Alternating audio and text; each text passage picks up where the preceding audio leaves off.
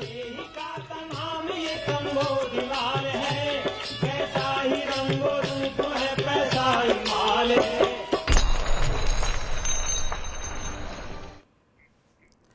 नमस्कार, मैं हूं शुभम शंकरधर। आप देख रहे हैं मनी 9। समय हो गया है आपके पसंदीदा कार्यक्रम मनी सेंट्रल का। मनी सेंट्रल की खबरें तैयार, मनी 9 की टीम तैयार। खबरों के विश्लेषण के लिए मेरे साथ स्टूडियो में है मनी 9 के एडिटर अंशुमान तिवारी जी और न्यूज रूम से जुड़े हैं विपुल सिंह। विपुल जी खबर पर सलाह देंगे। आज आपको आईपीओ बाजार की हलचल बताएंगे। एक खास प्रोग्राम भी लेकर आते हैं, वो वाह क्या आईपीओ है, उससे निकालकर कुछ ऐसी ताजा खबरें लाई हैं जो आपके काम की हो सकती हैं। तो गौर से सुनिएगा विपुल जी की बात, और तमाम खबरों के विश्लेषण के लिए अंशुमान जी की राय भी जानिएगा।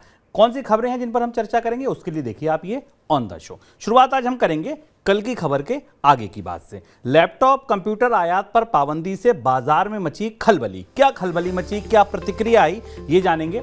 डेटा प्रोटेक्शन बिल में क्या क्या प्रावधान है, ड्राफ्ट आ गया, संसद में पेश किया गया, क्या क्या निकला इससे, ये जानेंगे।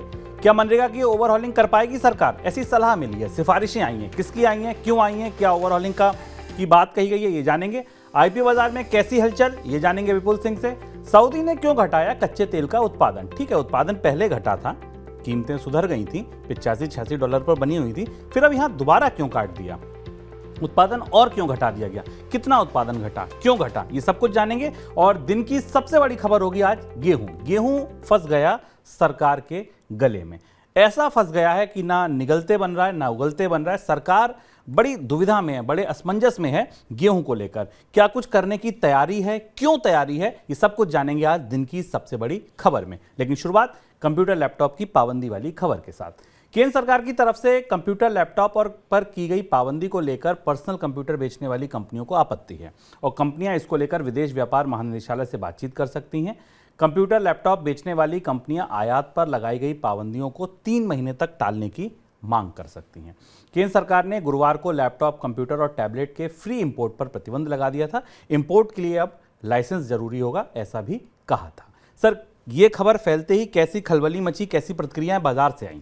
शुभम, बेहद चौंकाने वाली खबर थी और इस खबर का असर बाजार में कई तरह से दिखाई दिया। सबसे बड़ी चीज़ तो पहले उद्योग को बेहद आश्चर्य हुआ। कल शाम को उद्योग की तरफ से, चूंकि भारत में एसोसिएशन ऑफ इंफॉर्मेशन टेक्नोलॉजी है, मैन्युफैक्चर एसोसिएशन मेट, उसकी तरफ से एक चिट्ठी सरकार को भेजी गई और इसमें कहा गया कि अचानक चौंकाने वाला फैसला हुआ क्यों, इसके पीछे की वजह क्या थी। और ऐसा करते समय इंडस्ट्री से कोई परामर्श, कोई सलाह नहीं ली गई। यानी भारत का इतना बड़ा विराट जो उद्योग है जो कि कंप्यूटर हार्डवेयर बनाता है, इंपोर्ट करता है, असेंबल करता है, उसकी तरफ से सबसे पहली शिकायत थी कि सरकार अचानक भारत में लैपटॉप कंप्यूटर्स के आयात को रिस्ट्रिक्टेड लिस्ट में डाल रही है, जो कि एक तरीके की कमोडिटी बन चुके हैं भारत में। आमतौर पर सामान्य रूप से उसको कमोडिटी की तरह से इस्तेमाल होता है। उससे पहले इंडस्ट्री से बात नहीं की गई। दूसरी बात, इंडस्ट्री की तरफ से ये कही गई कि चूंकि सरकार ने ये आरोप स्पेसिफिक प्रोडक्ट पर नहीं लगाया है, बल्कि एक स्पेसिफिक HSN कोड को डिक्लेयर किया है, उस HSN कोड के दायरे में आने वाली चीज़ों पर पाबंदी लगाएगी। और जब भी ये हार्मोनाइज सिस्टम, जिसको HSN कहते हैं, हार्मोनाइज सिस्टम कोड होता है, तो कस्टम डिपार्टमेंट के नियमों के तहत उस कोड के दायरे में बहुत सारी चीज़ें आती हैं, केवल एक ही नहीं आती। मोटे तौर पर सुर्खियों में आपने कंप्यूटर, लैपटॉप, छोटे लैपटॉप और इस तरीके के सिस्टम्स देखे होंगे। पर इंडस्ट्री का मानना था कि जो HSN कोड है, इसमें 90% के आसपास इंडिया की जो सेल्स हैं उन पर किसी तरह से असर पड़ेगा इस कोड के दायरे में आने के कारण, और इसलिए इस पर बात की जानी चाहिए। ठीक, इंडस्ट्री का ने यह भी कहा कि पीसी इंपोर्ट्स को लेकर भारत में बहुत बड़ा नेटवर्क है, बहुत बड़ा बाजार है, और इसलिए अगर सरकार ऐसी कोई पाबंदी या रिस्ट्रिक्टेड लिस्ट में डालना चाहती है या वो लाइसेंस लेने की शर्त लगाना चाहती है, तो इससे पहले 2-3 महीने का समय दिया जाना चाहिए था, ताकि उद्योग इस बात के लिए तैयार हो सकें। इंडस्ट्री की तरफ से साफ साफ कहा गया कि बाजार में कीमतें बढ़ेंगी क्योंकि चीज़ें उपलब्ध नहीं होंगी। एक अनिश्चितता और अस्थिरता बनती हुई दिखाई दे रही है, और इसका असर सबसे ज़्यादा कंपनियों पर पड़ेगा, जहां पर लैपटॉप और डेस्कटॉप कंप्यूटर्स की मांग रिकरिंग तौर पर बनती रहती है, आती रहती है, क्योंकि नए एम्प्लॉयज़ ज्वाइन करते हैं, उन्होंने लगातार नए कंप्यूटर इक्विपमेंट्स की, हार्डवेयर की ज़रूरत होती है। सर, क्या कुछ सुरक्षा संबंधी समस्या भी आ रही है? सरकार के, हाँ, एक अब इसके बाद दूसरी बात जो कल निकल कर आई शुभम, वो ये था कि सरकार की तरफ से ये कहा गया कि जो HSN कोड 8741 है जिसके अंदर इसको लगाया गया है, सरकार की तरफ से कहा गया कि इंपोर्ट बंद नहीं किया गया, बार नहीं किया गया है, बल्कि इंपोर्ट को रेगुलेट किया गया, रिस्ट्रिक्ट किया गया। ये बात समझना जरूरी है कि इंपोर्ट को रेगुलेट करने का मतलब है कि अब ऐसे आयात आप नहीं कर पाएंगे, आपको फिर लाइसेंस परमिट राज के तहत जाना पड़ेगा लाइसेंस लेकर, और उसके बाद उसकी मंजूरी लेनी पड़ेगी। सरकार का कहना था कि इसमें कई जगह सुरक्षा के मुद्दे भी आ रहे हैं। ये पहली बार हुआ और ये महत्वपूर्ण बात है। आधिकारिक रूप से सरकार की तरफ से ये बात नहीं कही गई, लेकिन जो प्रतिक्रियाएं आई अलग अलग जगह, उसमें ये कहा गया कि जो सामान आ रहा था उसमें सिक्योरिटी के रिस्क और देश की सुरक्षा को के कंसर्न्स को देखते हुए हमें ये निर्धारित करना जरूरी था। अब ये थोड़ा गंभीर बात है, क्योंकि भारत में कंप्यूटर और हार्डवेयर का इतना बड़ा बाजार है, इतना बड़ा इंपोर्ट है, जिसके इक्विपमेंट्स आपको छोटे छोटे बाजारों में भी मिलते हैं। देश के हर शहरों में एक बड़ा कंप्यूटर इक्विपमेंट का बाजार है। ये जो सुरक्षा संबंधी कंसर्न है, ये चिंता ये पहली बार निकल कर आई है। अब वो सुरक्षा संबंधी चिंता कहाँ से है, किस देश से आने वाले सामानों में, क्योंकि कुछ सामान ताइवान से आता है, कुछ सामान चाइना से आता है और कुछ दुनिया के अन्य देशों से आता है। कंप्यूटर में लगने वाले तमाम पुर्जे ऐसे हैं जिनमें सुरक्षा संबंधी कंसर्न्स हो सकते हैं, सूचनाएं हो सकती हैं। वो पूरा लैपटॉप भी हो सकता है और उसके हार्ड डिस्क और बाकी इक्विपमेंट भी हो सकते हैं। ये स्पष्ट नहीं था, पर सरकार की तरफ से कहा गया कि जो इम्पोर्टेड हार्डवेयर है वो सिक्योरिटी रिलेटेड मामलों में सेंसिटिव है, पर्सनल डेटा थेफ्ट के लिए सेंसिटिव है, यानी डेटा चोरी की दृष्टि से सेंसिटिव है, और इसलिए उन्हें लाइसेंस के तहत लाया जाएगा। अभी ये पता नहीं कि लाइसेंस की प्रक्रिया के तहत उन्हें उनकी सिक्योरिटी चेक कैसे किया जाएगा, उनका जांच कैसे की जाएगी। और अगर हम मान लें शुभम ये बात कि जो भारत में लैपटॉप, जो हमारे आपके पास लैपटॉप हैं, जो बाजार में लैपटॉप मिल रहे हैं, कंपनियों में लैपटॉप हैं, वो उनमें सुरक्षा संबंधी कंसर्न है, तो इतनी बड़ी संख्या में आने वाले इक्विपमेंट्स और उनके पुर्जे जो बाजारों में मिलते हैं, अलग अलग बाजारों में, इतनी बड़ी संख्या में पुर्जों के सिक्योरिटी क्लियरेंस की व्यवस्था कैसे होगी, नेटवर्क कैसे बनेगा। इसलिए भी कंपनियां या आयातक ज़्यादा परेशान हैं कि उन्हें एक लंबी लाल फीताशाही के और एक लंबी अप्रूवल की प्रक्रिया में फंसना पड़ेगा। सिक्योरिटी अप्रूवल्स की बात अगर इनमें आती है, ये अभी तक का अपडेट है इस फैसले का। केंद्र सरकार ने नए डेटा प्रोटेक्शन बिल के विधेयक को पास कराने के लिए संसद में पेश कर दिया है। विधेयक में कई ऐसे प्रावधान हैं जिनको लेकर आपत्ति जताई जा रही है। माना जा रहा है कि डेटा प्रोटेक्शन को लेकर कानून बनने के बाद सरकार के पास नियंत्रण का अधिकार बढ़ जाएगा। इस चीज़ को पसंद नहीं किया जा रहा है। विधेयक में डेटा प्रोटेक्शन के नियमों का उल्लंघन करने वाली कंपनियों पर 250 करोड़ रुपए तक के जुर्माने का प्रावधान है। साथ में दिग्गज टेक कंपनियों पर भी नियंत्रण बढ़ सकता है। दिग्गज टेक कंपनियां यूजर्स की जानकारी को अनुमति के बिना मोनेटाइज नहीं कर पाएंगी, ऐसा भी प्रावधान इसमें दिया गया है। सर, सबसे ज़्यादा विवादित प्रावधान कौन से हैं जिन पर सबसे ज़्यादा चर्चा है? कई सारे प्रावधान हैं और ये कानून के मसौदे को, इसके हिस्से को समझना हमारे सबके लिए ज़रूरी है, क्योंकि हमारी सबकी ज़िंदगी में वो सारी चीज़ें जो हम नियमित रूप से, दैनिक रूप से जाने अनजाने में इस्तेमाल करते हैं, अपने मोबाइल के जरिए, अपने लैपटॉप के जरिए, वाईफाई सिस्टम्स के जरिए, वो सब इस कानून के तहत कहीं ना कहीं प्रभावित होती हैं और इससे लेकर इस कानून में कई सारे प्रावधानों पर विवाद है। सबसे महत्वपूर्ण बात पहले हम देखें उन कंपनियों को लेकर जिन कंपनियों पर तमाम सवाल उठते हैं, जो भारत में काम कर रही हैं और विदेश में जिनका बेस है। ये कानून जो नया प्रस्ताव देता है कि कोई भी कंपनी भारत से डेटा बाहर बगैर परमिशन के नहीं ले जाएगी, और अगर कोई भी नॉन परमिटेड ट्रांसफ़र होता है तो उस कंपनी को ब्लैकलिस्ट कर दिया जाएगा। अब यहाँ दुविधा देखिए, ये लागू होने के बाद Google, Microsoft, Facebook, Twitter, Instagram, इनके सर्वर्स का कैसे मैनेजमेंट होगा? क्या इन कंपनियों को अपने बेस यहाँ बनाने पड़ेंगे? अभी इस पर बहस जारी रहेगी, लेकिन नियम इस प्रावधान में रखे गए हैं। दूसरी जो सबसे महत्वपूर्ण बात है, जो विवादित बात है, सरकार के पास इस कानून में अकूत पावर है, जो कि प्राइवेसी एक्सपर्ट्स के लिए प्राइवेसी की दृष्टि से चुनौतीपूर्ण है। सरकार किसी भी इंफॉर्मेशन को किसी भी कंप्यूटर पर जो होस्ट किया गया उसे पब्लिक इंटरेस्ट में ब्लॉक कर सकती है, उसे रोक कर सकती है, बंद कर सकती है। 2022 का जो विधेयक आया था उसमें प्रावधान नहीं था, यानी जो नया दस्तावेज आया है हाउस में पेश किया गया उसमें ये प्रावधान डाल दिया गया। 2022 में सरकार के अधिकारों को सीमित रखा गया था। सरकार ने अपने हाथ में सूचनाओं को नियंत्रित करने, उनके डिसेमिनेशन को, विस्तार को रोकने के अगूत अधिकार हासिल कर लिए हैं। इसके साथ एक डेटा प्रोटेक्शन बोर्ड बनाया जाएगा जिसके पास जो एडवाइजरी पावर होंगे, जो रिकमेंडेशन देगा पब्लिक एक्सेस या सामान्य सूचनाओं को ब्लॉक करने की, ये ये दूसरी बात है। तीसरी महत्वपूर्ण बात यह है कि एक मुद्दा जो कि डेटा प्राइवेसी की दृष्टि से बेहद महत्वपूर्ण है, जिस पर चर्चा भी बराबर होती रही है जब से पिछले साल से इस बिल पर चर्चा शुरू हुई है, वो डीम्ड कंसेंट का है। यानी आपसे बगैर पूछे किसी सिस्टम में लॉगिन हो जाने से, किसी ऐप को डाउनलोड कर देने से आपकी कंसेंट को मान लिया जाएगा, डीम्ड कंसेंट मान लिया जाएगा। ये इस प्रावधान पर बहुत ज़्यादा विवाद था। इस प्रावधान को पिछले वाला जो विधेयक का मसौदा था, इस प्रावधान को बने रहने दिया गया। इसका नाम थोड़ा सा बदल कर इसे इसकी नाम और परिभाषा में बड़ा बदलाव नहीं किया गया है, लेकिन ये सिर्फ रीब्रांड करके कह दिया गया है कि डीम्ड कंसेंट, यानी आपकी मंजूरी के बिना आपकी सहमति मान लेने का प्रस्ताव कुछ लेजिटिमेट कामों में लागू होगा। यानी कुछ जरूरी कामों के लिए अगर कोई सूचना आपसे ली जाती है तो उसमें आपकी सहमति मान ली जाएगी, माना जाएगा आपने उसमें सहमति दे दी। और इसमें एक लिस्ट डाली गई है, सरकार सब्सिडी ट्रांसफर्स के लिए, सर्विसेज के लिए, सर्टिफिकेट के लिए, लाइसेंस के लिए, इन सारी चीज़ों के लिए कंसेंट को डीम्ड कंसेंट में मान लेगी। यानी आप सरकार की सेवाओं का अगर इस्तेमाल करते हैं तो आपके आंकड़े के इस्तेमाल, आपकी सूचनाओं के इस्तेमाल को डीम्ड कंसेंट के हिस्से में डाला जाएगा। ये एक चीज़ है। इसके अलावा स्टार्टअप्स के लिए इसमें थोड़े से एग्जम्पशंस दिए गए हैं नई कंपनियों के लिए, स्टार्टअप्स के लिए, और ये कहा गया है कि उन्हें डेटा प्रोसेसिंग से पहले अगर किसी का डेटा प्रोसेस करना है तो उन्हें उसके बारे में सूचना देनी होगी। देश में ऊर्जा उत्पादन को बढ़ावा देने के लिए सरकार न्यूक्लियर एनर्जी उत्पादन के नियमों में ढील दे सकती है। केंद्रीय मंत्री जितेंद्र सिंह ने कहा कि न्यूक्लियर एनर्जी उत्पादन में निजी क्षेत्र की कंपनियों को शामिल किए जाने पर विचार हो रहा है। इसके लिए सरकार न्यूक्लियर एनर्जी पर 60 साल पुराने कानून में बदलाव कर सकती है। क्यों कर रही है सरकार ऐसा, और ये लागू कैसे होगा फैसला? ये भी ये फैसला थोड़ा महत्वपूर्ण भी है और भारत की पूरी सुरक्षा व्यवस्था में एक बड़े बदलाव का इशारा भी करता है। केंद्र सरकार की तरफ से बताया गया है कि प्राइवेट कंपनियों को न्यूक्लियर एनर्जी के प्लांट लगाने की भारत में छूट होगी। अभी तक ऐसा भारत में नहीं है, क्योंकि न्यूक्लियर एनर्जी को एक हाई सिक्योरिटी जोन भी माना जाता है और इसके ईंधन और बाकी नियमों में सरकार सीधे नियंत्रित करती है। इसलिए भारत के न्यूक्लियर एनर्जी के सारे प्लांट सरकार के पास हैं।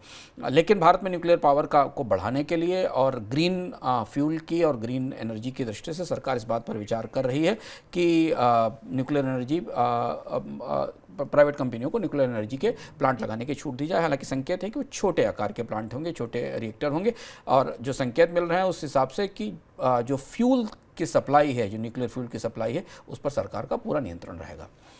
ग्रामीण रोजगार योजना मनरेगा पर सुझाव देने के लिए सरकार ने जिस पैनल का गठन किया था उसने अपनी रिपोर्ट सौंप दी। इस रिपोर्ट में क्या निकला? रिपोर्ट में मनरेगा के तहत दी जाने वाली दिहाड़ी में मौजूदा व्यवस्था से आगे बढ़कर ज़्यादा बढ़ोतरी करने का सुझाव दिया गया है। पैनल ने मनरेगा के बजट के बढ़ाए जाने की भी सिफारिश की है। सर, मनरेगा की ओवरहॉलिंग का ये जो सुझाव है ये आया है, कर पाएगी सरकार इसे? मनरेगा में पर सरकार के पैनल ने सरकार की जो मौजूदा नीति है उससे थोड़ा अलग हटकर सुझाव दिया है। अगर आप इस साल के बजट को करीब से देखें शुभम, तो सरकार ने मनरेगा के बजट में कटौती की थी इस साल। ये भी कहा गया था कि मनरेगा का बजट इसलिए बढ़ाया गया था क्योंकि कोविड के दौरान बेरोजगारी थी, गाँव में काम नहीं था, इसलिए मनरेगा का बजट बढ़ाया गया था। पर अर्थव्यवस्था खुल गई है, आर्थिक विकास दर वापस लौट रही है, इसलिए गाँव में रोजगार की ज़रूरत नहीं है।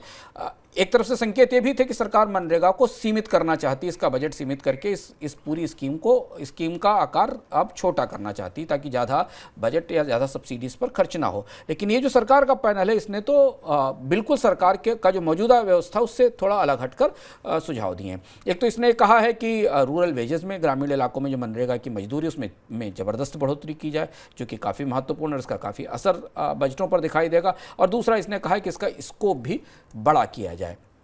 अब यहाँ सरकार के लिए दुविधा यह है कि इस साल मनरेगा का जितना बजट एलोकेट किया गया था उसका 60% हिस्सा पहली तिमाही में ही खर्च हो चुका है, और बाजार खुलने के बाद, कोविड के बाद, अर्थव्यवस्था के ओपन होने के बाद भी ग्रामीण इलाकों में मनरेगा की मांग में कोई बड़ी कमी आती नहीं दिखाई दी है, और ग्रामीण इलाकों में बेरोजगारी की दर भी 7% और उससे ऊपर बनी हुई है।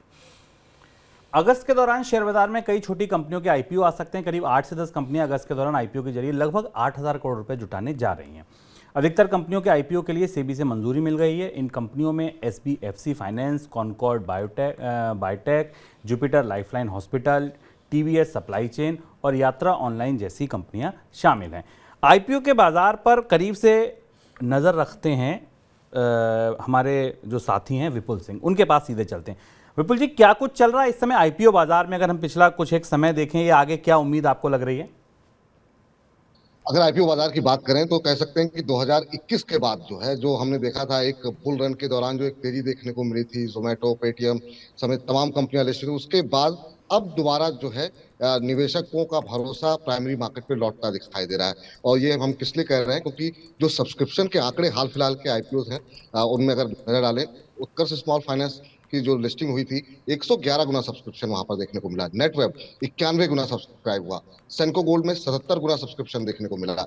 अगर इसमें मेन बोर्ड के आईपीओ की बात करें तो सिर्फ एक मात्र पीकेआई वेंचर्स ऐसा रहा जिसको रद्द करना पड़ा, क्योंकि वहां पे सब्सक्रिप्शन जो है सफिशिएंट देखने को नहीं मिला था। अब सवाल आता है कि आखिर में किस तरह के लिस्टिंग गेन यहाँ पर देखने को मिल रहे हैं। तो जरा कुछ एक आंकड़ों पर जरा छोटी सी हम जरा नजर डाल लेते हैं।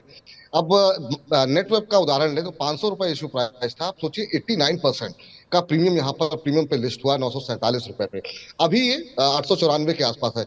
जिन्होंने आईपीओ में लिया शेयर उसको तो फायदा हो रहा है अभी भी, लेकिन जो लोग आईपीओ में चूक गए क्योंकि इतना ज्यादा सब्सक्रिप्शन देखने को मिला और वो सेकेंडरी मार्केट में जा रहे हैं, तो उनको नुकसान थोड़ा सा उठाना पड़ सकता है। क्योंकि यहाँ पर ज्यादातर जो है, चाहे आइडिया फोर्स की बात करें तो जिस भाव पे इशू प्राइस पे जो लिस्ट हुआ था वहां से 15% आ चुका है। लेकिन ऑस्टन अगर हम रिटर्न देखें तो जो जुलाई के अंदर लिस्टिंग हुई है वो 56% प्रीमियम पे हुई है।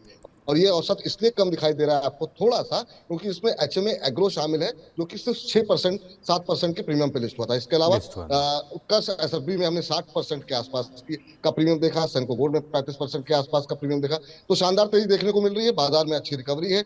और एक जो महत्वपूर्ण बात है वो ये भी है कि बहुत सारी कंपनियां अपनी वैल्यूएशन को लेकर कंसर्न है और इस पर काम कर रही है, क्योंकि जैसा हमने देखा एलआईसी के समय देखने को मिला था, तो बहुत सारी कंपनियों ने अपना इशू साइज भी घटाया है। अभी जो एसबीएफसी का फाइनेंस का आईपीओ चल रहा है, उन्होंने भी अपना साइज घटाया है। तो कंपनियां भी इस बात को लेकर के कॉशियस है कि सब्सक्रिप्शन अच्छा देखने को मिले, निवेशकों के लिए वो कुछ जगह छोड़ रही है। और यही वजह है कि आईपीओ बाजार में इस समय धूम धड़ाका देखने को मिल रहा है। बिल्कुल, तो आईपीओ बाजार में अभी रौनक है। विपुल जी का कहना है, जैसा उन्होंने आंकड़े बताए, कि 111 गुना तक अगर बोली मिल रही है, सोचिए, और प्रीमियम पर लिस्टिंग हो रही है। कंपनियां भी इशू साइज में अपने कम करके ये चाह रही हैं कि इस बाजार की रैली में फायदा उठाएं। आईपीओ से जुड़ी एक और खबर है। नेशनल सिक्योरिटीज डिपॉजिटरी लिमिटेड यानी एनएसडीएल के आईपीओ का इंतजार बढ़ गया है। कैपिटल मार्केट रेगुलेटर सेबी ने एनएसडीएल के आईपीओ को फिलहाल के लिए स्थगित कर दिया है। एनएसडीएल की प्राइमरी शेयर होल्डर एनएससी के खिलाफ चल रही जांच को देखते हुए आईपीओ को स्थगित किया गया है। नियमों के मुताबिक आईपीओ स्थगन 90 दिन तक लागू रहेगा। इसके बाद फिर कोशिश की जा सकती है। देश में मैन्युफैक्चरिंग को बढ़ावा देने के लिए चल रही पीएलआई योजना का गुरुवार को केंद्रीय कैबिनेट सेक्रेटरी की अध्यक्षता में रिव्यू किया गया। रिव्यू में उन सेक्टर्स पर फोकस बढ़ाने की बात की गई जहां अभी तक इस योजना का ज़्यादा फायदा नहीं हुआ है। साथ में पीएलआई के तहत कंपनियों को दी जा रही सहायता की गति भी बढ़े, इस पर भी चर्चा हुई। इसके लिए भारत में लगी मशीनों में की मरम्मत और नई मशीनें इंस्टॉल हो सकें, दूसरे देशों से इंजीनियर आ सकें, इस पर कुछ जल्दी मंजूरी मिले, इस पर भी चर्चा हुई। इसके लिए भी कहा गया। तो सर, क्या माना जाए, सरकार इसको मंजूरी दे देगी, इंजीनियर आने लगेंगे? पीएलआई को लेकर समीक्षा चल रही जो बेहद महत्वपूर्ण है, क्योंकि इस सरकार की सबसे बड़ी स्कीम थी और भारत के इतिहास में भी मैन्युफैक्चरिंग को प्रमोशन देने वाली सबसे बड़ी स्कीम थी, जिसको कि एक निर्यात प्रोत्साहन स्कीम के बदले लागू किया गया था, जिसको डब्ल्यूटीओ ने रोक दिया था। और अब इस स्कीम का एक हिस्सा डब्ल्यूटीओ में चुनौती के तौर पर है और अब इस स्कीम में 2 साल भी बचे हुए हैं। सरकार ने 14 क्षेत्रों को पीएलआई के लिए खोला था, जिनमें इस समीक्षा में पाया गया कि 3-4 सेक्टर्स में इस स्कीम के नतीजे अच्छे आए हैं, जो सेक्टर्स सामने दिखाई दे रहे हैं। बाकी सेक्टर्स को लेकर अभी परिस्थिति उतनी अच्छी नहीं है। फार्मास्यूटिकल में पीएलआई स्कीम का अच्छा निवेश आया है, उसके जरिए कंपनियों ने निवेश किया है। मोबाइल मैन्युफैक्चरिंग की चर्चा है, क्योंकि वो भारत के इलेक्ट्रॉनिक्स निर्यात का हिस्सा है।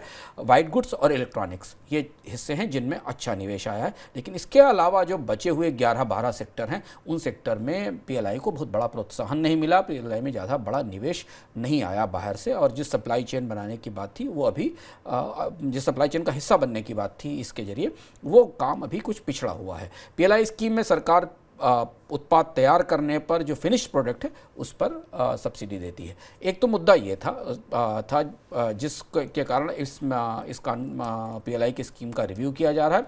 देखना होगा कि इसमें कौन से क्षेत्र जोड़े जाएंगे, किसे हटाया जाएगा या कुछ नई सुविधाएं लाई जाएंगी कि नहीं। दूसरी चीज़ ये थी कि कई सेक्टर्स में चाइनीज़ इंजीनियर्स को काम देने की बात थी। उनके वीज़ा की मंजूरी की बात थी। इसको लेकर सरकार में अभी कुछ ऊहापोह असमंजस बना हुआ है। अभी तक अंतिम तौर पर फैसला नहीं हुआ है, पर भारत की प्रमुख कंपनियां जिन्होंने पीएलआई के तहत इकाइयां लगा रखी हैं, जिन्होंने चीन की कंपनियों से तकनीक या इक्विपमेंट्स लिए हैं, वे चाहती हैं कि चीनी कंपनियों के इंजीनियरों को प्रायोरिटी पर, प्राथमिकता के आधार पर वीज़ा इशू किए जाएँ ताकि उनकी मशीनों का रखरखाव और मरम्मत हो सके। ये महत्वपूर्ण नीतिगत फैसला है जिसे सरकार को लेना होगा। ये भी प्रस्ताव इस पर पीएलआई के रिव्यू वाली कमेटी के एजेंडे पर है।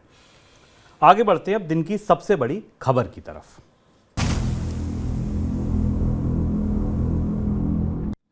दिन की सबसे बड़ी खबर आज है गेहूं। गेहूं को लेकर जो मची खींचतान है, ये दिखा रहा है कि सरकार कितनी दुविधा में है, कितने असमंजस में है। देश में गेहूं की बढ़ती कीमतों को देखते हुए आने वाले दिनों में सरकार बड़े फैसले ले सकती है, ये फिर कहा गया है। इसके लिए गेहूं पर इंपोर्ट ड्यूटी घटाने के साथ स्टॉक लिमिट को लेकर फिर सख्ती की जा सकती है, ये बात सामने आई। इस साल सरकार ने जितने गेहूं का उत्पादन का अनुमान लगाया, बाजार में वैसी सप्लाई नहीं दिखी। इस साल 11.27 करोड़ टन गेहूं पैदा होने का अनुमान है और इसमें 2.62 करोड़ टन गेहूं सरकार ने खरीदा है। करीब 1 करोड़ टन मिलों और स्टॉकिस्ट के पास है। किसानों ने अपनी ज़रूरत के लिए 3-3.5 करोड़ टन गेहूं लगभग रखा होगा। इसके बाद करीब 4 से 5 करोड़ टन गेहूं बचता है, वह लंबे समय से बाजार में नहीं आ रहा है। कहाँ है पता नहीं चल रहा है। जब स्टॉक लिमिट नहीं है, किसानों के पास नहीं है, सरकार को खरीदने में आया नहीं, तो क्या उत्पादन ही कम हुआ था? लेकिन सरकार तो ये कह रही नहीं, उत्पादन तो ठीक हुआ था, बल्कि पिछली बार से ज़्यादा हुआ था। तो अब इसको ध्यान में रखते हुए सरकार नई कोशिशें फिर से करने जा रही है। तो पहली कोशिश जो है सर, वो है इंपोर्ट ड्यूटी घटाने की। क्या आपको लगता है ये क्या संकेत देना चाहती है सरकार?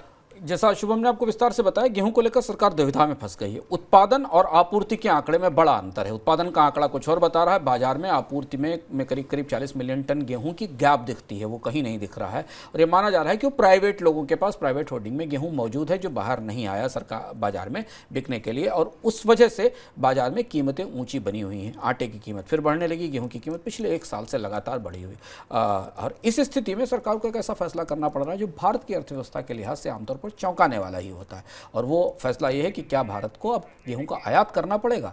तो गेहूं का सीधा आयात करने से पहले सरकार एक दूसरे विकल्प पर विचार कर रही है, वो गेहूं पर इंपोर्ट ड्यूटी कम करने का है। शायद आपको पता हो कि भारत में गेहूं का निर्यात आयात आमतौर पर हतोत्साहित किया जाता है। ये माना जाता है कि सरकार ये नहीं चाहती कि भारत में गेहूं का इंपोर्ट हो डिस्करेज किया जाता, इसलिए गेहूं पर करीब 44% की इंपोर्ट ड्यूटी लगती है। और गेहूं के चूँकि आयातित गेहूं महंगा है, भारतीय किसानों के प्रोत्साहन के लिए उन्हें मदद देने के लिए ये ड्यूटी लगाई जाती है ताकि भारत के लोगों का गेहूं ही भारत में बिके।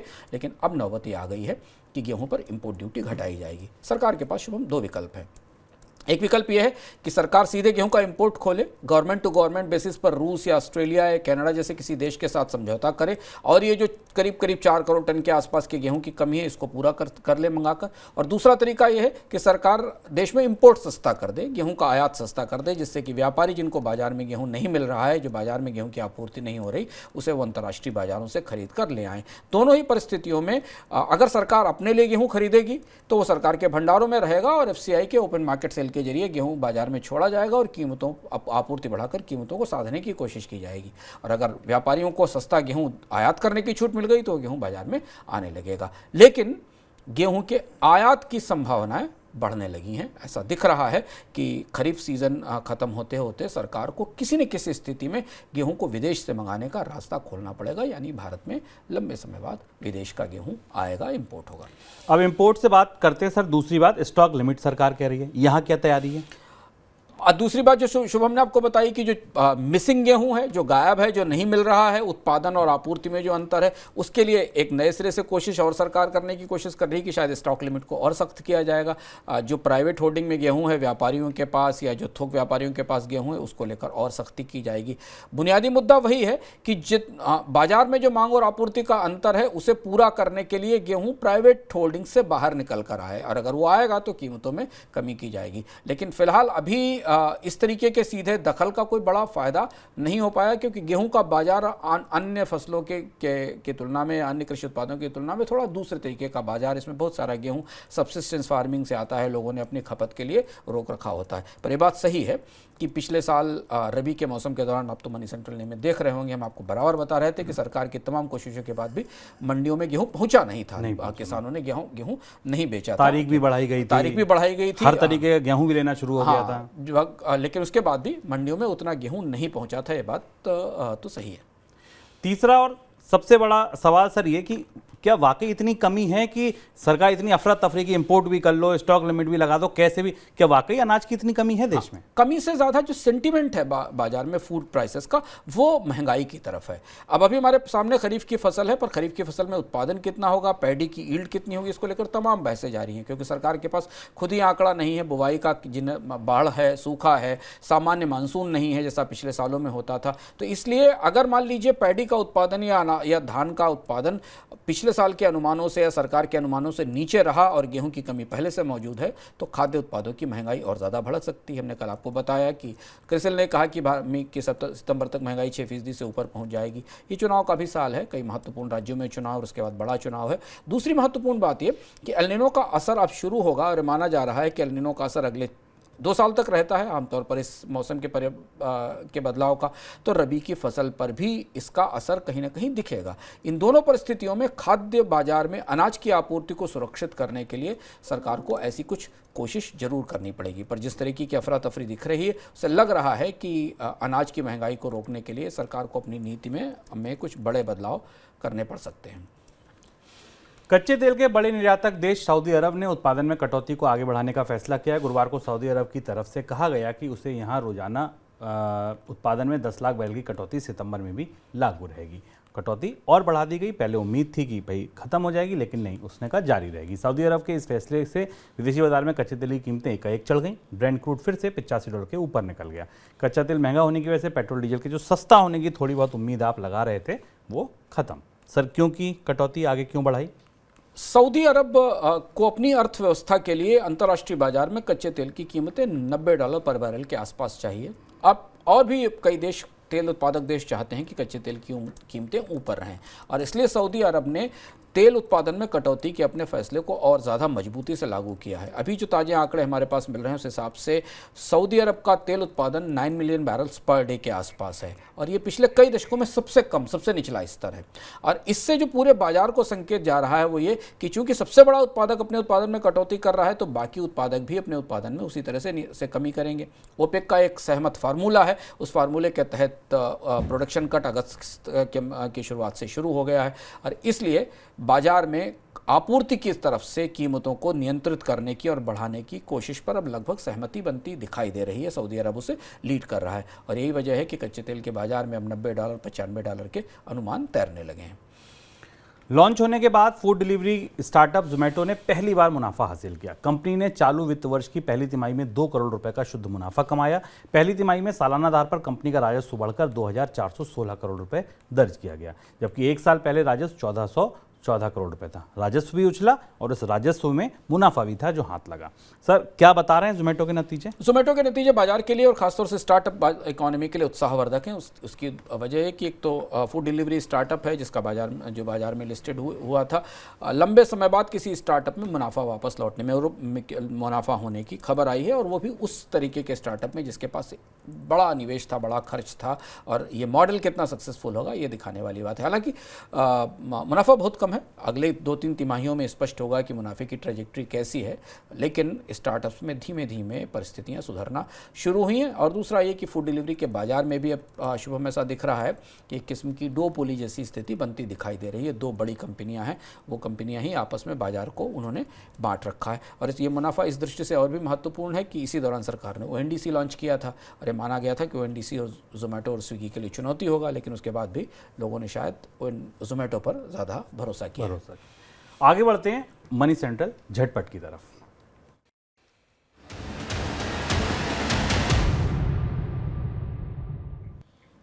मैं आपको झटपट खबरें बताऊं उससे पहले आप दिव्या की ये झटपट खबर सुनिए। मनी 9 सुपर ऐप आपको देखने, सुनने और पढ़ने तीनों का एक्सपीरियंस देता है। अपने मनपसंद शो देखना और ढूंढना कैसे है ऐप में, ये तो मैं आपको पहले ही बता चुकी हूँ। कल मैंने आपको ये भी बताया था कि आप मनी 9 सुपर ऐप पर पॉडकास्ट कैसे सुन सकते हैं। अब मैं आपको बताती हूँ कि अगर आप पढ़ने के शौकीन हैं तो मनी 9 सुपर ऐप पर आप अपनी पसंद के पर्सनल फाइनेंस से जुड़े आर्टिकल और लेटेस्ट खबरें कैसे पढ़ सकते हैं। मनी 9 का सुपर ऐप ओपन करने के बाद आप थोड़ा नीचे जाएंगे तो आपको पढ़ने का ऑप्शन नजर आ जाएगा। आपके सामने 4 सबसे लेटेस्ट आर्टिकल आ जाएंगे। थोड़ा आगे जाएंगे तो व्यू मोर पर जाते ही आपके सामने पर्सनल फाइनेंस की जानकारी से भरपूर आर्टिकल्स आ जाएंगे। आप किसी भी आर्टिकल पर टैप करके इसे पढ़ सकते हैं। तो अभी जाइए मनी 9 सुपर ऐप डाउनलोड कीजिए। भारतीय अर्थव्यवस्था पर केंद्रीय वित्त मंत्रालय की मासिक रिपोर्ट में कहा गया है कि अर्थव्यवस्था में ग्रोथ को लेकर घरेलू परिस्थितियां अनुकूल हैं, लेकिन वैश्विक चुनौतियों की वजह से ग्रोथ प्रभावित हो सकती है। वित्त वर्ष 2023-24 के दौरान ग्रोथ के लिए जो लक्ष्य निर्धारित किया गया उस पर वैश्विक चुनौतियों का असर पड़ेगा। देश की दिग्गज फार्मा कंपनी सिप्ला के प्रमोटर कंपनी में अपनी सारी हिस्सेदारी बेच सकते हैं और दुनिया का सबसे बड़ा प्राइवेट इक्विटी फंड ब्लैकस्टोन हिस्सेदारी को खरीद सकता है। ब्लैकस्टोन की तरफ से अगले हफ्ते सिप्ला को ऑफर दिया जा सकता है, ये भी चर्चा है। देश की दिग्गज टेलीकॉम कंपनी भारती एयरटेल ने गुरुवार को जून तिमाही के नतीजे घोषित किए। कंपनी को जून तिमाही में 1612 करोड़ रुपए का मुनाफा हुआ, जो लगभग पिछले साल की जून तिमाही के बराबर ही है। लेकिन पिछले साल की मार्च तिमाही के मुकाबले अगर देखें तो ये 46% कम है। कंपनी को अफ्रीका के कारोबार में नुकसान हुआ, जिसकी वजह से मुनाफे पर चोट पहुंची। हालांकि कंपनी के लिए अच्छी खबर यह है कि आरपू सुधर गया। हर यूजर पर जो रेवेन्यू है उसका वो करीब 200 रुपये हो गया, जो मार्च तिमाही में 193 रुपये हुआ करता था। लंबे समय से कोशिश थी, कंपनी की तरफ से कहा गया था कि 200 रुपये का आरपू तो हासिल करना ही होगा, वो हासिल कर लिया गया। फिनटेक कंपनी पेटीएम के मर्चेंट वैल्यू वॉल्यूम के में ग्रोथ देखने को मिली है। इसको समझ लो क्या होता है। मर्चेंट वैल्यू पेमेंट वॉल्यूम मतलब कि जो हम ट्रांजैक्शन करते हैं उसका जो वॉल्यूम है टोटल वो कितने रुपए है, उसको मर्चेंट पेमेंट वॉल्यूम कहते हैं। उसमें ग्रोथ देखने को मिली। इसके अलावा एक ग्रोथ एक जगह और देखी, वो क्या थी? वो थी लोन डिस्ट्रीब्यूशन कारोबार। कर्ज तेजी से बांटे गए। गुरुवार को कंपनी की तरफ से बताया गया कि जुलाई के दौरान उसने 5194 करोड़ रुपए के लोन दे दिए। सोचिए, एक पेटीएम ऐप से 5000 करोड़ रुपए से ज्यादा का लोन बांट दिया गया एक महीने में। कंपनी की तरफ से दी गई इस जानकारी के बाद शेयर बाजार में पेटीएम के शेयर में तेजी देखी गई। शुक्रवार को कंपनी का शेयर 3.5% बढ़ा है। Used car retailing platform Spinny ने 300 से अधिक कर्मचारियों को निकाल दिया। ये वही स्पिनी है जो सचिन तेंदुलकर जिसका ऐड करते हैं, जिसमें आपने देखा होगा पुरानी कार को बेचने की बात कही जाती है। कंपनी के को फाउंडर और सीईओ नीरज सिंह ने टाउन हॉल बैठक के दौरान छटनी की घोषणा की। कंपनी का कहना है कि वे अपने बजट और लग्जरी ऑफरिंग प्लेटफॉर्म ट्रूबिल और स्पिनी मैक्स को अपने मास्टर ब्रांड स्पिनी के साथ विलय कर रहे हैं। इसकी वजह से ये छटनी करनी पड़ रही है। कोई टिप्पणी आपकी सर? एयरटेल का 200 रुपये आरपू का जादुई आंकड़ा मिल गया। इस पर आप लगातार चर्चा सुनते रहेंगे। एयरटेल ने अपने दरों में पिछले एक दो साल में लगातार बढ़ोतरी की थी और लक्ष्य था कि प्रति सब्सक्राइबर, प्रतिधारक उसे कम से कम 200 रुपये का एवरेज रेवेन्यू मिलना चाहिए, और वो आंकड़ा एयरटेल ने अपने नतीजों में छू लिया। अब इसकी तुलना में अगर आप बाकी लोगों को देखें, यही सिर्फ एक पैमाना पकड़ें और देखें कि बाकी बाजार के प्लेयर्स कहाँ खड़े हैं, तो रिलायंस जियो का आरपू 180 रुपये है एवरेज रेवेन्यू पर यूज़र। एयरटेल का 200 रुपये है। वोडाफोन काफ़ी पीछे 135 रुपये के आसपास के आरपू के साथ है। अब यहाँ से कंपनी 300 रुपये के आरपू को लक्ष्य कर रही है।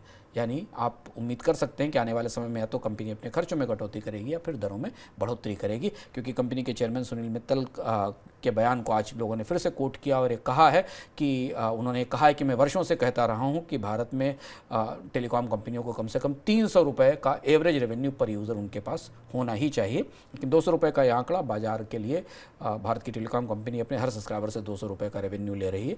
यह आंकड़ा बाजार में उस लक्ष्य के मिलने के लिए महत्वपूर्ण है जिसको कि टेलीकॉम उद्योग ने अपने लिए तय किया था। तो ये था हमारा आज का मनी सेंट्रल। सोमवार को फिर आएंगे मनी सेंट्रल लेकर, लेकिन उससे पहले आऊंगा मैं रविवार को अंशुमान जी के साथ इकोनॉमिकम लेकर। इस बार इकोनॉमिकम में सर क्या खास होगा? इस बार इकोनॉमिकम में हम आपको एक ऐसे हिसाब और ऐसे गणित के बारे में बताएंगे जो अब लगाया जाने लगा है कंपनियों के भीतर भी, सरकारों के भीतर भी, कमोवेश सरकारों के भीतर भी और बैंकों के भीतर भी सबसे ज़्यादा। क्या हिसाब है वो हिसाब कहाँ से निकल रहा है और उसकी लागत कितनी बड़ी है, उसके असर से दुनिया में हो क्या रहा है, कैसे पूरी दुनिया अब एक नए किस्म के नुकसान की गणना करना शुरू कर रही है। वो नुकसान क्या है, उस नुकसान की भारत पर लागत क्या है, कौन कौन सी चीज़ें ऐसी हैं जिन पर उस बदलाव ने सबसे बड़ा असर किया है। इस बार हम आपसे बात करेंगे कि आपके आसपास मौसम में जो हो रहा है उसका अर्थशास्त्र क्या है, उसकी इकोनॉमिक्स क्या है, उस पर कितने बैंकों का भविष्य निर्भर है और कितने देशों के बजट का कितना पैसा ये मौसम का बदलाव खा जाएगा आने वाले समय में। चलिए, तो इस बार रविवार को आप सुबह 11:15 बजे हमारे मोबाइल ऐप को जरूर डाउनलोड कर लीजिएगा, नहीं किया, क्योंकि ये वाला जो इकोनॉमिकम अंशुमान जी ने अभी बताया ये आपको सिर्फ वहीं मिलेगा, यूट्यूब पर नहीं मिलेगा। फिलहाल दीजिए इजाज़त, नमस्कार। ऐसे ही का तमाम ये कम्बोज लाल